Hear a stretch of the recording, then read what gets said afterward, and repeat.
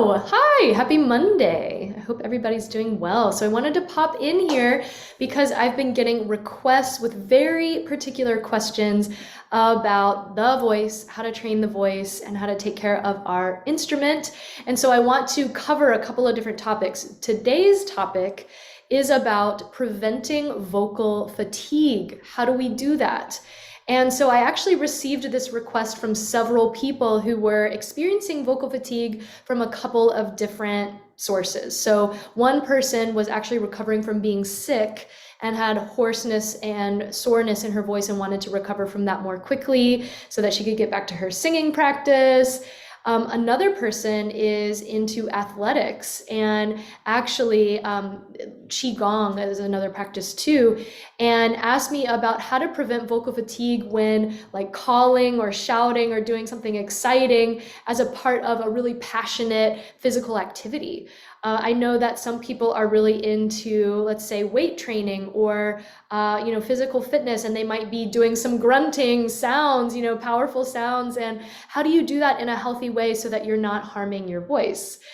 I've had other people ask about preventing vocal fatigue and taking care of their voice when it comes to public speaking. So some people are salespeople and they're on the phone all day long talking to people. Some people are teachers, some people are lawyers going to trial, right? So lots of reasons to take care of our instrument, especially if we're using it as a part of our livelihood and as our means of expressing ourselves and making a difference, making an impact for people, leading powerfully in our lives. So how do we take care of our voice? What are some key practices that anybody can do? And that is what I'm going to go over today. I'm going to break it down really, really simply for you so that you can just add this as a part of your daily practice. That's the goal here, is to just weave it in so that it's in your back pocket. You can pull it out right there and just know what to do if you ever come into a little bit of vocal fatigue. So the first thing I'll say here is, how do you know the signs of vocal fatigue? So I'm going to break it down really simply again. So vocal fatigue occurs when we are a little bit inflamed in what's called the vocal folds. Some people call them vocal cords. More technically, they're called vocal folds. It's literally the soft tissues in our larynx. They come together, they oscillate on one another to create sound, to create phonation. When the air passes through them, it makes them oscillate to create sound. Okay, so when we have inflammation in those folds, what happens? Well, what happens is that closure is not able to occur fully for the vocal folds, my hands being the vocal folds here in this example. And so if they're not coming together fully, then the air is able to escape through because they're inflamed, right? They can't fully come into closure. And so it creates that sense of breathiness or hoarseness in the voice.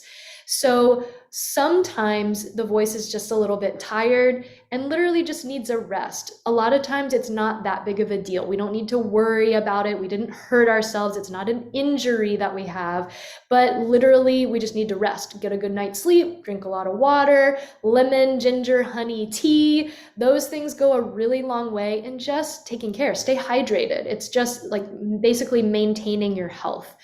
And then a little quick rule of thumb here too is that, let's say you're speaking a lot or you're singing a lot and you're trying to pace yourself during the day so that you don't overdo it.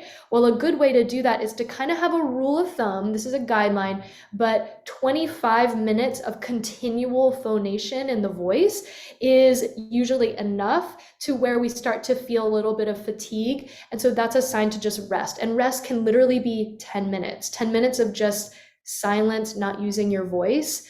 And then you can go back to using your voice again. It's like a muscle as well, right? A muscle gets fatigued with a workout. You just got to rest it and then you come back to it, right?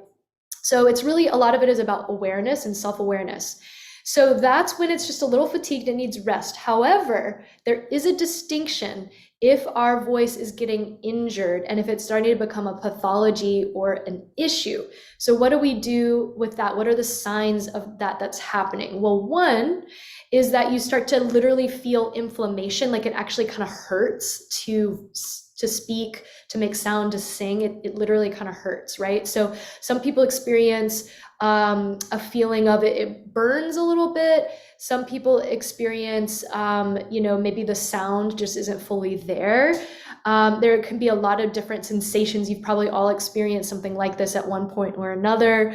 It can happen if you just go out one night to maybe it's a crowded restaurant and you're speaking over a really, really loud crowd or really loud music for a while. That can really be tiring, right? So these are all signs that it's very important to fully rest.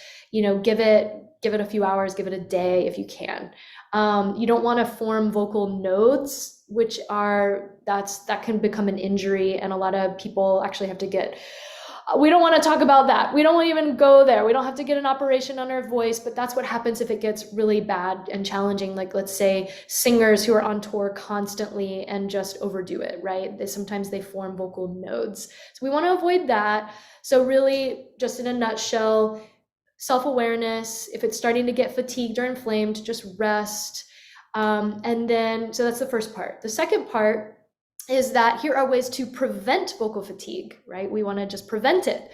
So one way to prevent it is actually by vocalizing in a healthy and aligned way. So if we're not vocalizing in an aligned way, we're not using the proper breath, we're not using the proper alignment in our physical body and in our energetic body, that creates wear and tear on our voice over time. So that's where vocal technique really comes in. It just helps us to be able to sustain our health and our instrument for longer periods of time and create more optimal resonance and sound and do what we want to do with our instrument and have more joy. That's what vocal technique is for. It's not to replace passion and all of that. So how do we have healthy vocal practices? So I'm going to go through just a couple of them with you right now. These are things that you can weave into your day. So you get ready? We're going to practice it together. Okay, let's do it. So practice number 1, let's have space in our throat and in our mouth. Space. It's really simple. So the throat chakra, if you want to think about it as a chakra, which is an energy center, this is just our energy center of our voice, right? It is represented by the element of space. We can also symbolize it as the element of ether. So this is getting a little esoteric, but bear with me here.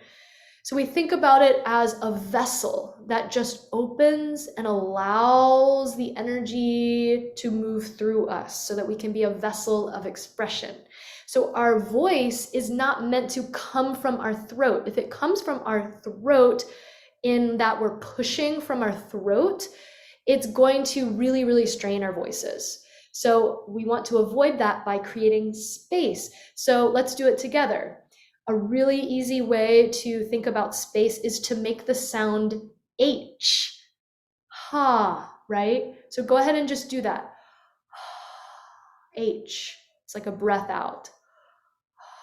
Notice how the larynx, this is the larynx, the voice box, it just drops to allow that to happen. We want to have a low larynx rather than a high larynx that's up here, eek, right? That's how we start to squeeze. We don't want to squeeze. Oh, we want to open the throat and stay relaxed. Another way to create space in the throat is to yawn, literally yawn. Just go, oh, sigh. Yawn and sigh, yawn and sigh. And the cool thing about that is that the yawn is a primal sound. Nobody has to teach you how to yawn. Every human being knows how to yawn. So it's an unconditioned or deconditioned sound, which allows you to get into alignment pretty easily. So go ahead and just yawn. It's like you take that breath in, like you're about to yawn. Notice how much space opens in the mouth when you prepare to yawn. It already happens naturally. Nobody has to teach you how to do it. So notice that. Notice the roof of the mouth lifting. Oh, you could even see how the sinus cavities kind of spread and open and lift. Oh, it's like a facelift, right? And then go ahead and yawn high to low in your range.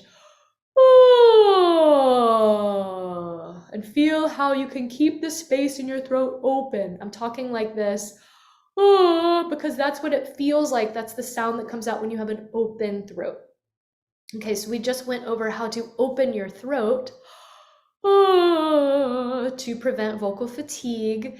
And so we're not going to go around the world sounding like this because that would be kind of silly. But you want to be able to find that pathway to create space in your throat. Okay, so that's step number 1. Step number 2, we want to find where our power source is coming from to generate sound in our voice with maintaining that open throat.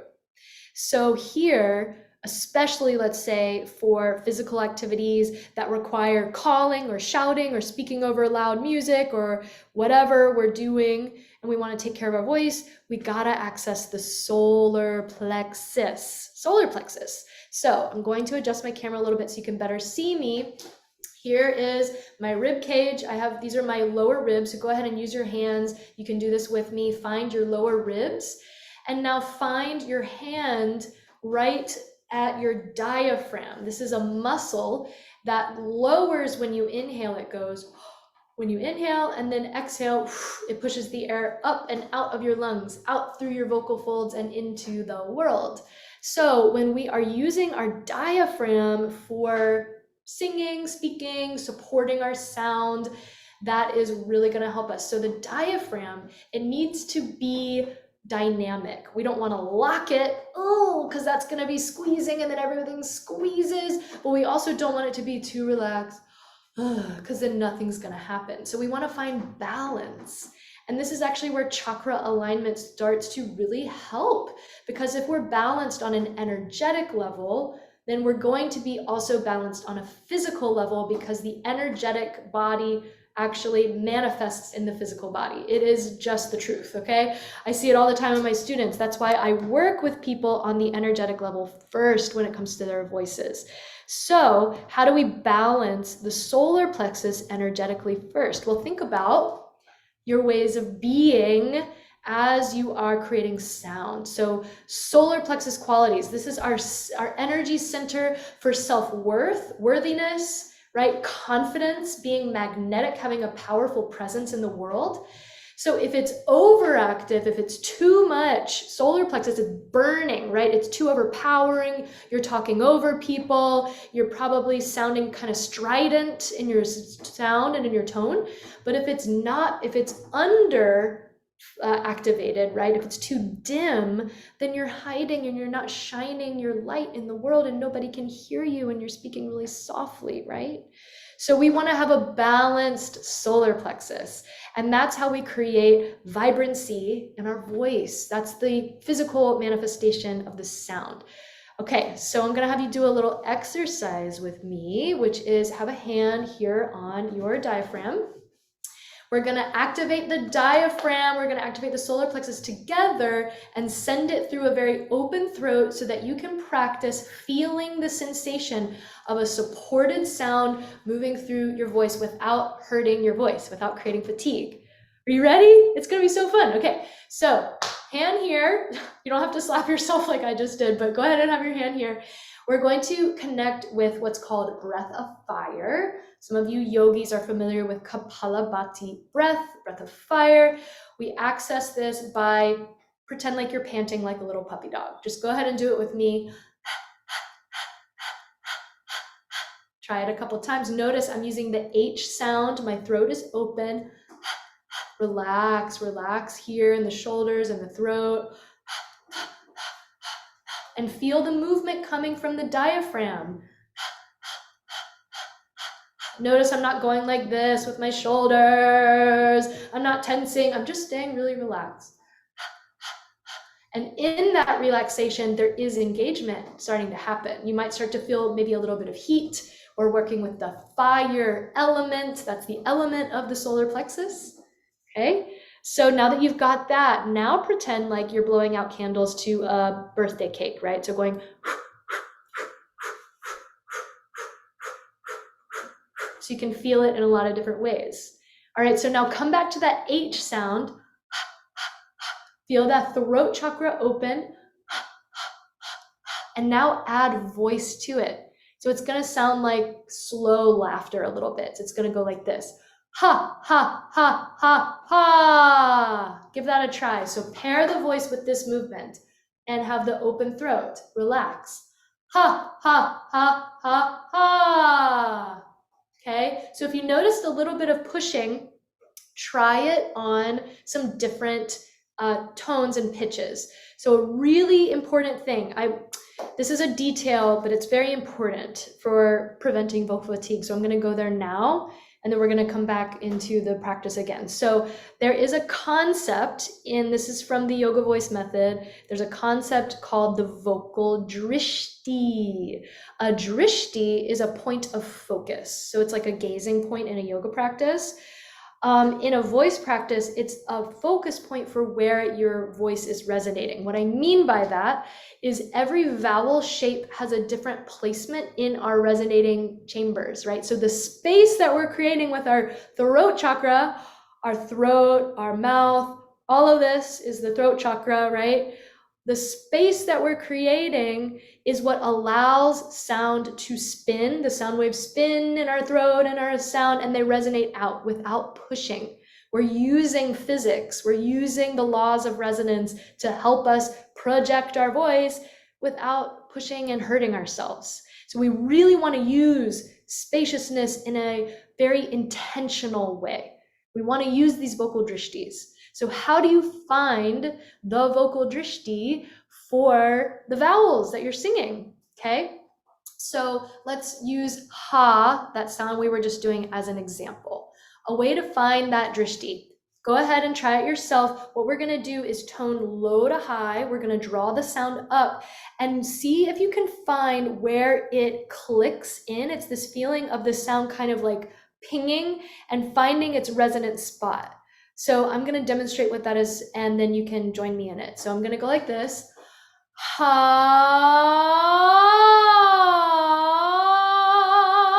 I'm just moving my voice up and down, and I'm trying to find if I can place it, because the ah vowel is here at the back of the mouth. Where can I find where that vowel lives, the vowel drishti? And I just feel like, oh yeah, that was easy. It feels easy, it feels resonant, it feels like it just kind of expands. That's resonance. So see if you can find it yourself. Just play with it. We start the H here, we go ha,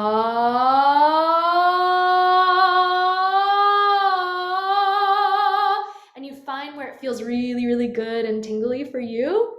That's the drishti space. So now that you found that space, see what it's like to project that sound. Go ahead and just land that sound. So go ha, ha, ha. That's my pitch. That feels really good to me. Find your pitch. Try it on some different pitches. So we're starting the power here, and we're sending it into the space that it needs to resonate. So ready? Ha, ha, ha, ha, ha, right? I hope that was clear. So what we basically just did was resonate like a calling or a shouting sound in a very healthy way. So maybe you noticed in my tone, there was no pushing, there was no squeezing. If it was squeezy or kind of not aligned, it would have sounded something like this. Ha, hey, ha, like it would have been ill coming from here. It's actually kind of hard for me to do that at this point because I'm so used to like having openness, right? So if it feels good, it feels easy, it doesn't feel pushy, you're doing it right. That's the cool thing about singing and speaking practices, voice practices in general, is that it gives you immediate feedback. If it feels good, you're probably doing it right. So that's really fun, actually. It gives us great feedback. All right, let's start to close this practice today. I know that was kind of a lot of details to cover, so I'm just going to recap exactly what we did in this training so that you can take it with you into your life and enjoy having a healthy, phonating voice, and you can do what you want with your voice. You can feel empowered around it, right? Know how to take care of it.